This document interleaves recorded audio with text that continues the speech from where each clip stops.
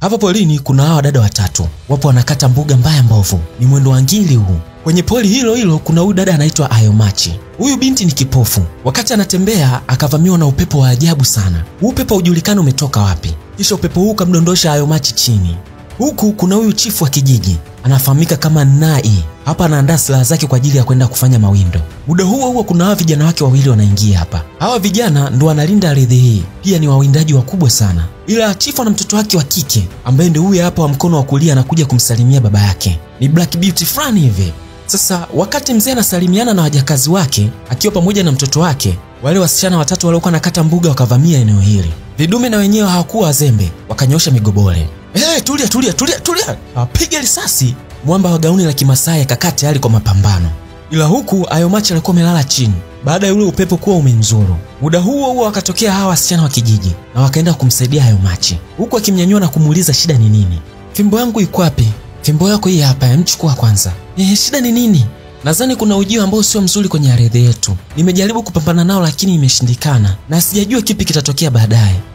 Ujio wa ajabu kwenye hii ardhi. Ayomachi, sasa unatujengea nini sisi? Kipindi kilichopita umemwona Mungu mwenye vichwa vitatu. Mwezi uliopita umemwona Mungu mwenye vichwa vinne. Leo tena unatuambia kuna ugeni wa ajabu. Sasa hawa wadada hawakuamini nini Ayomachi anawaambia. Wakaona Ayomachi kama anawatisha tu, wakamdharau na kuondoka zao. Uche, na baba, wapatie maji. Mwamba anaitwa Uche, sura ngumu hii. Hapa kaambiwa waletee maji hawa wageni. Mnaweza mkapumzika lakini. Asante, wote tupo sawa. Baba, hawa kina nani? Mbona wachafu hivi? Uche, hembu waisha maji. Baba, hawa kina nani? Mmesema hamkai. Hawa dada ni wageni kwenye hiki kijiji. Na inaonekana huko watokako hapako salama. Mara Uche na yeye akawa amewaletea maji. Huko anakata jicho fulani hivi la kimawindo. Basi hawa dada wakawa wanakunywa maji. Ila mmoja wao akakataa. Nipo sawa. Nyie ni wakina nani na mnatokea wapi? Tunatokea Ugugu Village. Kuna watu wamevamia kijiji chetu na kuua kila mtu, kwa hiyo sisi ikabidi tukimbie. Na sisi ndio tuliobaki kati ya hao wote. Mbona inashangaza. Kila mtu akabaki anashangaa kwa kilichowatokea hawa mabinti. Basi sawa, mimi nadhani kwanza mkibadilisha hizi nguo. Baba, mimi sitaki. Basi huyu mgeni mmoja akamkata jicho. Kwa nini unataka kuwapa watu wachafu nguo zangu za gharama? Hatutahitaji kubadilisha nguo. Kweli, tutavaa hizi kwa ajili ya kuwakumbuka ndugu zetu. Lakini mkihitaji kubadilisha mavazi, mtaniambia hata mimi. Basi baada ya mabishano madogo, chifu alikubali kuwahifadhi hao mabinti na akawaambia wajisikie tu kama wako nyumbani. Jamani, sijawahi kuona mbaba mwenye roho nzuri kama huyo. Sasa baadaye hawa mabinti walipewa eneo la kukaa na wakakaribishwa kwenye hichi kijiji. Lakini nimetokea kumchukia yule mdada, kumchukia sana. Mdada kaa chini kwanza. Dada kaa chini, wewe kaa chini tu. Sasa huyu msichana wa katikati anaitwa Akudo, ndo dada mkubwa wa hawa mabinti. Na huyu wa kushoto kwake anaitwa Chinelo. Alafu huyu wa upande wa kulia anaitwa Olama. Olama na Chinelo wanambembeleza dada yake awe mpole sana, baada ya wao wote kuzalauliwa na yule binti wa Nai. Basi Olama kanyanyuka haraka na kuondoka. Ila hapa dada bado yupo anawaka vibaya. Mara Olama na yeye akarudi. Poa kama maji, usiruhusu hivyo vitu ndani ya mwili. Basi Olama na dada yake Chinelo wakanyanyuka. Kisha wakaanza kumpigia maombi dada yao Akudo. Muda mchache Akudo akapoa. Sasa sijajua hawa warembo wana nguvu gani. Baadaye Olama alikuwa anatembea zake. Katika kupita kwenye poli akahisi kuna mtu anamchungulia. Basi akasita kuendelea na safari. Akaanza kukagua ni nani huyu anayemchungulia. Baada ya kuhisi sana akatoka eneo hili haraka sana. Ila hapa kuna mwamba anachungulia sana. Mara akashikwa. Unatafuta nini huko? Ulikuwa unanichungulia? Jamaa anashindwa kujitetea. Huyu jamaa anaitwa Aguiza. Ni mmoja kati ya wale walinzi wawili wa chief. Samani sana, lakini yeye mbona ni mzuri sana, mwenye tabasamu la kung'aa. Jamaa hajawahi kuona msichana mrembo kama huyu. Akawa anahisi mpaka kudata, huku akiendelea kumwaga sifa nyingi sana kwa Olama. Basi Olama hana kinyongo, wakawa wanatembea wote umpolini. Wakawa wanacheka na kufurahi sana, huku jamaa akizidi kumpigisha stori nyingi sana Olama. Stori zikawa nyingi sana, mpaka Olama akawa anacheka na kufurahi. Mara dada zake na Olama wakatokea na kumchukua Olama kwa mabavu. Mpaka Aguiza akabaki anashangaa. Hii ndio njia ya kumlinda binti au inakuwaje? Kwa hiyo umesahau vitu ambavyo hatutakiwi kuvifanya. Mbona sijasahau? Olama. Hivi umesahau tunatakiwa tujiepushe na nini? Mbona kama unataka kuharibu kila kitu? Sasa hawa dada zake na Olama Wanamlaumu Olama kuwa anaenda kinyume na maagizo aliyopewa, huku akimwambia kuwa kuanzia leo watakuwa wanatembea wote. Inaonesha kati ya maagizo hayo hawatakiwi kuwa na mahusiano ya kimapenzi na mwanaume. Basi kwa kuwa wamemkazania mdogo wao kuwa watatembea naye wote, Olama akakasirika. Sawa, nikamateni kama mkiweza. Olama akaamua kukimbia. Dada zake wakabaki wanashangaa. Huku tunamuona mtoto wa Nai anafuraha baada ya kusikia sauti ya Aguiza. Basi ananyanyuka kimaaba na kumfuata jamaa. Ila mchizi kama apendezwi naye hivi, ndo kwanza anamuulizia Uche na yeye akawa anatokea. Jamaa akawa anacheka sana. Uche umeshindwa kuona sasa. Nilikwambia unifuate lakini ukakataa. Aguiza, ni nini hicho? Nimemwona msichana mmoja polini kati ya wale waliokuja. Aguiza, unaongelea wasichana waliokuja kuishi hapa. Hebu angalia baba yetu alivyotupa hawa wasichana. Je, hao hujawaona au? Sasa Aguiza akawa anaendelea kuwasifia wale wasichana. Huku mtoto wa Ina akakasirika, maana yeye anamuelewaga sana Aguiza. Jamaa anazidi kumwaga tu sifa. Kiuno fulani hivi cha nyigu, wameumbika macho meupe, wameumbika kama jua fulani hivi la asubuhi. Yaani ni warembo. Aguiza, usiniambie kwamba umeanza kuwapenda. Mimi siongelei mapenzi bwana. Najaribu kukuambia ni kitu nilichokiona. Jamaa anazidi tu kumwaga sifa. Ila huyu mtoto wa Inai anaitwa Fibechi anakasirika sana kusikia hizo sifa. Basi akanyanyuka na kuwatukana na kuondoka zake. Baadaye Fibechi alikuwa anatembea na wafuasi wake, huku akilalamika sana Aguiza kwa kuwasifia wale wadada. Kwenye kutembea akakutana na kina Olama. Basi Fibechi akaanza kuwatukana, huwa ni watumwa. Akamwaga matusi mengi sana ya nguoni. Ila Olama na Chinelo wakawa wanamzuia dada yao Akudo, maana wanamjua kabisa. Wakamzuia sana asiweze kupambana naye. Huku Fibechi na marafiki zake ndo kwanza wanazidisha matusi, huku akimpiga mikwala mingi Akudo, huwa kama anataka kupigana nao wamwachie. Basi baada ya matusi, Fibechi na marafiki zake wakawa wanaondoka eneo hili. Baadaye Chinelo na Olama wakawa wanampoza dada yake, maana alijawa sumu sana na katamani kwenda kumuua Fibechi. Inaonekana hawa si watu wa kawaida. Ila Olama na Chinelo wanazuia sana hii hali. Huku Uche yupo anachonga zake panga kwa ajili ya kuingia kwenye mawindo, lakini fikra na picha za wale mabinti skazi na mwijia akilini. Jamaa anajikuta na tabasamu mwenyewe. Fibechi anaingia anamkuta jamaa yuko mbali sana. Huku jamaa akiwa anawaza alivyoambiwa kuhusiana na kiuno cha nyigu. Jamaa anadata sana. Fibechi anavimba tu na mahasira, akaamua mpige kibao. Jamaa kashtuka. Kwa nini unacheka peke yako? Uche Godia, kwa nini unacheka peke yako? Fibechi, kwa nini umenipiga? Shida ni nini? Nimekupiga kwa sababu nataka wewe urudi kwenye haya mazingira. Acha kucheka ovyo, unaonekana kama mjinga. Hivi unadhani nikikupiga hapa kuna mwanaume yoyote ataweza kukusawazisha uso wako mbaya? Fibechi amevimba tu. Yaani ninachotaka kumaanisha ni kwamba hamna mwanaume mwenye akili zake timamu akaya anaangalia sura yako ilivyo mbaya wakati kuna wadada warembo na wazuri wamekuja kwenye utamaduni wetu.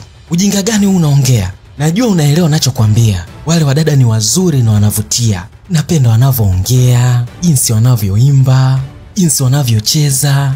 Yaani kila kitu wanavyo na kaa kimya. Uchiono hebu kaa kimya. Napenda wanavyoongea, napenda wanavyocheza. Hebu niangalie mimi dada yako. Ni msichana mrembo na mzuri kwenye hiki kijiji. Basi Fibechi akaanza kujisifia sana, huku akiwatukana kina Olama kuwa ni wasichana wabaya. Isitoshe wenyewe ni watumwa, ndio maana wamekuja kwenye kijiji chao. Hebu kaa kimya. Shida yako unaumia kwa wivu. Na ngoja nikwambie kitu. Wivu wako hautabadilisha kitu chochote kile. Baadaye Olama kuna mchezo alikuwa anacheza na dada zake. Wakawa wanacheza sana mchezo huu. Muda huo kuna hawa wafuasi wa Fibechi na wenyewe wamekuja kuwashangaa kina Olama. Basi katika kucheza kwao, wakina Olama wakakaa kimya, maana hawa wadada waliwatukana kipindi cha nyuma. Ila Olama sio mtu wa vinyongo, akawafuata kuongea nao. Huko Olama amewafuata na kuwauliza kama wanataka kuungana nao. Ndio, tunapenda jinsi mnavyocheza. Yaani mnacheza vizuri. Tumekaa kule tukiwa tunasikia sauti yenu. Naomba mtufundishe. Ondokeni. Akudo, usiwe hivyo tafadhali. Sasa dada mtu Akudo hakutaka kuungana na hawa wafuasi wa Fibechi. Ila hawa wafuasi wa Fibechi wakaanza kujitetea kuwa Fibechi aliwalazimisha waje kuwatukana. Lakini wenyewe hawana hiyo nia. Basi wanazidi tu kujitetea na kuomba msamaha. Msijali, nitawafundisha, njooni sawa. Basi Olama akawachukua na ndani ya muda mchache akawa anawafundisha jinsi ya kucheza. Ila kwa mbali Aguiza na Uche wakawa wanasogea eneo hili. Washikaji wamewaelewa sana wa warembo. Olama anacheza kisha akawauliza kama wanataka kujiunga nao. Hapana, hatuwataki. Dada mtu anakaza tu. Olama akawa kimya. Tunataka kuungana na nyie. Mnataka tuwafundishe au mnataka kutuona tu? Nataka kumuona huyu hapo. Olama akatabasamu. Ila mimi binafsi nataka kumuona huyu hapo msichana mrembo aliyokaa hapo chini. Akudo akafyonza kisha akanyanyuka na kuondoka zake. Ila Olama akawakaribisha hivyo hivyo na waweze kukaa na kuwaangalia. Muda mchache Fibechi akatokea mazingira haya. Anashangaa kuwaona marafiki zake pamoja na kina Uche wakiwa wamekaa pamoja na kina Olama. Basi Fibechi akavimba sana mithili ya kupasuka, akaamua kuondoka zake. Fibechi akafika mpaka kwa baba yake na akaanza kumlalamikia baba yake kuwa wale wageni waondoke. Fibechi anawatukana sana wale wageni na anawaita hadi watumwa, huku akimwambia baba yake kuwa kabla ya wale wageni kuja, yeye ndo alikuwa kivutio cha wanaume wote hapa kijijini. Basi Fibechi akamwambia baba yake endapo asivyowafukuza atawafanyia kitu kibaya. Fibechi, usije ukawafanyia kitu kibaya wale wasichana wa Ugugu, maana wale ni wema. Sio wema. Fibechi akazidi kukazia tu na akamwambia baba yake atawafanyia kitu kibaya. Ila mzee anazidi tu kumpa onyo na anamwambia aache ujinga. Huku bado michezo inaendelea kama kawa, watu wanaburudika tu. Ila ilipofika zamu ya msichana mwenye mavazi ya blue, aliogopa kucheza mbele ya hao wanaume. Olama na Fibechi wakashangaa. Basi wakina Aguiza wakaamua kuondoka eneo hili, maana huyu mdada alishindwa kabisa kucheza mbele yao. Baada ya kina Aguiza kuondoka, Olama alimuuliza msichana shida ni nini. Ila huyo msichana akasema kuwa hawezi kucheza mbele yao kwa sababu anaumwa miguu. Ikabidi apandishe sketi na kumuonesha Olama. Akudo anakata tu jicho la dharau. Msijali, tutawapa dawa sawa? Mnajua kwamba tumejaribu dawa za kijiji hiki na za kijiji jirani lakini hakuna kilichowezekana. Msijali, hii itafanya kazi. Kesho palipokucha, kuna mwamba alikuwa anaokota maembe. Ghafla akashangaa kasimamiwa na mrembo. Kumbe ni Olama. Aguiza akashangaa tena kumuona huyu msichana polini. Mbona unaokota maembe? Na kwa nini una hasira? Samahani, ni kwa sababu nawinda na sijapata kitu chochote kile. Una uhakika hii ni sehemu ya kuindia? Ndio, na mimi ni mzoefu wa kuwinda. Nimekuwa nikiwinda maisha yangu yote. Basi Olama akamchukua Aguiza na akamwambia wakawinde wote, huku akimvuta na kumpeleka sehemu ya kuindia. Huku tena Fibechi alikuja na maji, alafu akamwagia Akudo. Akashangaa anamrudia. Fibechi akabaki anajishangaa, akaamua kuondoka sehemu hii. Ila Akudo akawa anamfuata. Bahati nzuri Chinero akatokea na kuanza kumzuia dada yake. Inaonekana pangechimbika hapa. Huku baada ya mawindo, jamaa anafurahi sana kwa kupata kitoweo, maana amesota sana siku nyingi. Anaona kama miujiza tu mbele yake. Hajamjua huyu Olama ni nani. Kingine Olama, kusema ukweli nimevutiwa na wewe. Jamaa akaamua kumchana ukweli Olama. Huwa amejikuta tu anavutiwa naye. Sasa siku zinavyozidi kwenda, anapata mazuri kutoka kwa Olama. Olama anacheka sana. Sasa wakati jamaa anaendelea kujitetea, dada yake na Olama akatokea. Kisha akamtaka jamaa muache mdogo wake. Mbona kila siku unamchunga? Huyu sio mtoto. Hivyo umenielewa nilichokuambia? Kwa nini muda wote una huzuni? Alafu kwa nini una hasira tu muda wote? Wadogo zake wakaanza kumzuia dada yake, maana wanajua tu nguvu alizokuwa nazo. Inaonesha hawa si watu wenye nguvu za kawaida, huwa wana nguvu za kimizimu. Basi Olama akamwambia tu jamaa aondoke na watakutana tu muda mwingine. Ila baadaye huku pamewaka sana. Dada anamfukia mdogo wake kwa kutaka kuingia kwenye mahusiano. Mimi sipo kwenye mahusiano naye, mmeelewa? Nadhani njia nzuri ni kumpoteza huyo kijana. Olama kusikia hivyo akawaka sana na akampa onyo dada yake asije akamuumiza Aguiza. Ila baadaye kuna huyu mdada alikuja kuchukua dawa kwa kina Olama. Basi Olama kanatoka humu ndani na kumpatia. Kile kitendo anamkabidhi tu. Fibechi naye akaingia. Fibechi anamwambia huyo dada asichukue hiyo dawa. Akudo na Chinelo wakawa wanamshangaa Fibechi. Fibechi, ni kwa ajili ya ngozi yangu. Ukichukua, sahau rafiki wetu. Basi huyu mdada akachukua tu hiyo dawa. Huku anamshukuru Olama na kuondoka zake. Fibechi analalamika sana, maana anawachukia kina Olama. Sasa wakati huyu dada yupo njiani, akakutana na Ayomachi. Ayomachi akamuuliza kabeba nini? Kwa nini unauliza? Inakuaje unaona nilichokibeba? Unatakiwa uwe makini, kwa sababu waliokupa hiyo dawa ukiwakosea wanakuumiza. Basi huyu dada akacheka sana. Inaonekana Ayomachi ameshagundua wale wadada wana nguvu, na nguvu hizo sio nguvu za kawaida. Basi baada ya kumwambia hivyo akawa anaondoka zake. Lakini huyu dada akawa muamini Ayomachi. Hapa Akudo yupo anapiga maombi. Mara Auche anaingia. Auche kamletea matunda Akudo. Inaonesha jamaa ameanza kumpenda Akudo. Sasa wakati anamkabidhi matunda, Fibechi akaingia na kuyapiga yale matunda kisha akadondoka. Fibechi, hii ina maana gani? Fibechi analalamika kuwa haya matunda yametoka kwenye ardhi yao. Isitoshe ni jasho lao. Kwa nini hawape hawa? Basi jamaa kana naomba misamaha ya kutosha. Kwa hasira kuangua mapapai, akakachukua Fibechi na kuondoka nako hapa. Ila hapa Akudo kakasirika vibaya. Mara wadogo zake wakaingia na kumtuliza. Baadaye tena Akudo akawa anatembea peke yake. Mara Fibechi akatokea. Nimekukamata. Tena nimekukamata ukiwa peke yako. Sasa leo nakufanyia kitu kibaya ambacho hutakuja kukisahau. ila anataka kumpiga tu. Akudo akazuia mkono, akamwasha kibao, hajakaa sawa, akapigwa kibao kingine, kisha kakaenda chini. Baadaye Febichi akawa anaugulia maumivu, huku marafiki zake wakizidi kumpoza. Huku penzi la Aguiza pamoja na Olama likawa linanoga, na leo mtoto akawa anamwambia maneno mazito. Jamaa, kusema ukweli hata mimi nimetokea kukupenda. Napenda ukarimu wako, jinsi unavyonifanya najisikia kuwa na furaha. Haya maneno yakamfanya Aguiza akafurahi sana. Jamaa akachukua kacha aliyopewa na mama yake na kumpatia Olama. Mapenzi ndio yanaanza kukua hivyo. Baadaye jamaa huwa anamwadisia rafiki yake. Yeye anamwambia kuna kitu amekigundua kwa hawa wasichana, maana anaona wana nguvu ya kupotea na kutokea. Ila yeye hajari, maana anampenda Olama sana. Uche naye anamwambia jamaa kuwa anampenda sana Akudo, lakini anashindwa anzie wapi. Huku Olama alikuwa anajadiliana na dada yake kuhusiana na swala la Ayomachi, yule dada kipofu, kuweza kuwagundua kuwa wenyewe sio watu wa kawaida, yani ni watu waliokufa na wanaoishi. Wakati wanajadiliana, Aguiza akawa anaingia kwa ajili ya kumuona Olama. Dada mtu akakasirika na kumwambia aondoke. Olama ikabidi ampange jamaa kuwa ataonana, wewe yeye aende tu. Jamaa ikabidi asepe, kama ukienda nitahakikisha unaniheshimu tu, lakini ni mtu pekee ndo anayenifanya mimi niwe na furaha, kwa lazima niende tu kuonana naye. Dada zake na Olama wanamzuia mdogo wao asio na mahusiano na mtu aliye hai, maana wenyewe aisha kufa muda mwingi sana na wamekuja huko kikazi, lakini Olama yeye haelewi. Sasa wakati jamaa anatembea akashangaa katokewa na Olama.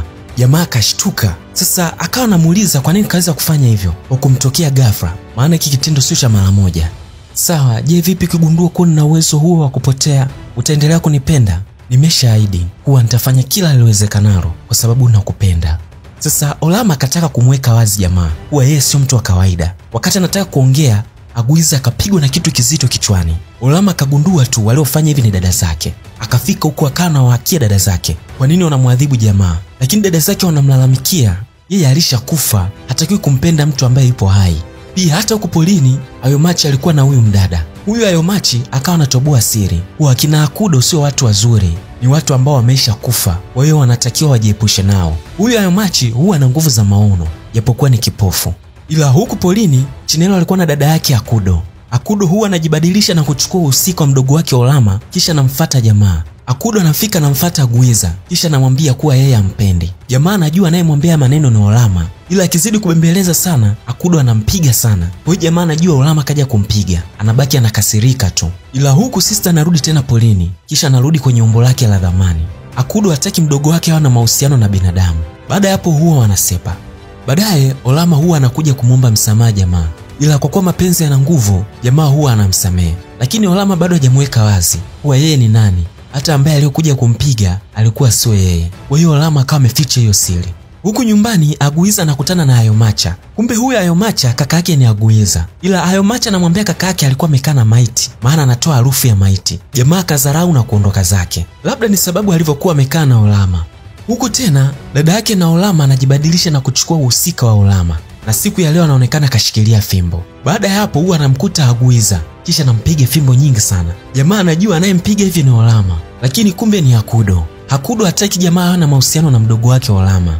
Ila huku nyumbani Olama anawalaumu sana dada zake baada ya kugundua kuwa wanamtesa Aguiza. Basi Olama akakasirika na kuondoka. Ila baadaye dada zake wakamfuata, kisha wakamwambia wanafanya hivi kwa sababu wanampenda na hawataki kumwamini binadamu, maana binadamu amekuwa na roho mbaya. Isitoshe hata vifo vyao vimesababishwa na hawa watu. Ila Olama anazidi kumlalamikia dada yake, huku akimwambia kama sababu ni binadamu, kwa nini wamekaa huko? Ni bora tu waondoke na warudi walikotoka. Ila baadaye Chinelo alimuonea huruma mdogo wake Olama. Akafika huko akajibadilisha na kuvaa usika wa mdogo wake, alafu akamfuata jamaa. Sasa wakati Aguiza anatembea zake, akashangaa anamuona Olama amekuja. Olama akafika hapa na kuanza kumuomba msamaha, na akamwambia kuwa alitumwa na dada zake ili amtesti jamaa kama anampenda kweli. Ila anaongea hapa sio Olama, ila ni Chinelo. Basi Olama feki akamwambia Aguiza kuwa aje ajitambulishe kesho kwa dada zake. Basi jamaa mapenzi ni mazito sana kwa Olama, akamsamehe na kukubali.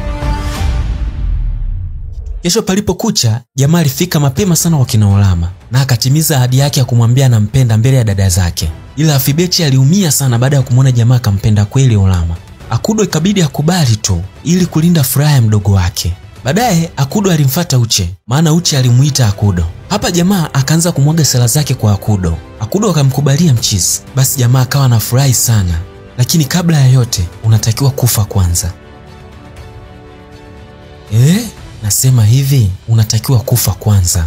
Lilikuwa ni swala zito sana kwa jamaa. Hapa ndo utajua nini maana ya mapenzi na nini maana ya tamaa. Ila huku mapenzi ya Aguiza na Olama yanazidi kukua sana. Jamaa aliridhia chochote kimkute, lakini hawezi kumwacha Olama. Baada ya siku kadhaa, wanakijiji walimuita mganga. Baada ya Ayomachi kupata shida kwa vitu anavyoviona, basi mganga kafika akafanya mambo yake. Wazee, nahitaji ulinzi wenu endapo hizi nafsi zikimtokea. Mara kina Olama wakatokea. Watu wakashtuka. Akudo, Olama, Chinela, mna shida gani kwenye hii ardhi? Sasa hapa mganga akawa anataka kujua hawa wana shida gani. Ila Akudo akaanza kuelezea kuwa walikuwa wanaishi kijiji jirani, ila walivamiwa na watu wenye nguvu za ajabu, kisha wakaua watu wote kwenye hicho kijiji. Wao wamekuja hapa kuwalinda na wanataka wajue ukweli. Na aliyewaagiza hivi ni mama yao.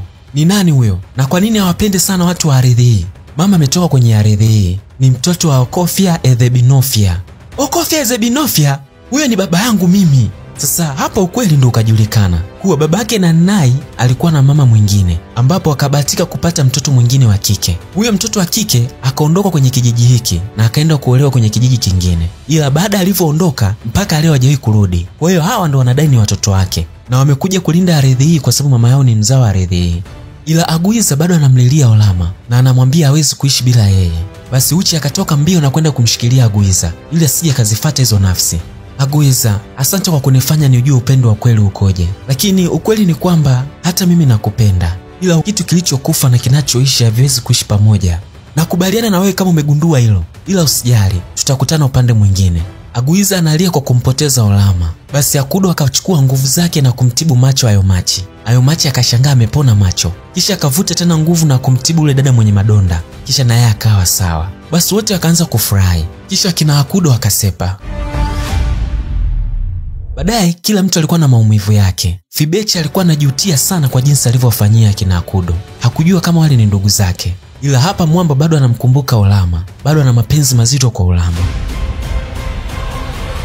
Na huu ndo mwisho wa hii movie. Hii movie inafahamika kama Muona Madu. Na mimi nao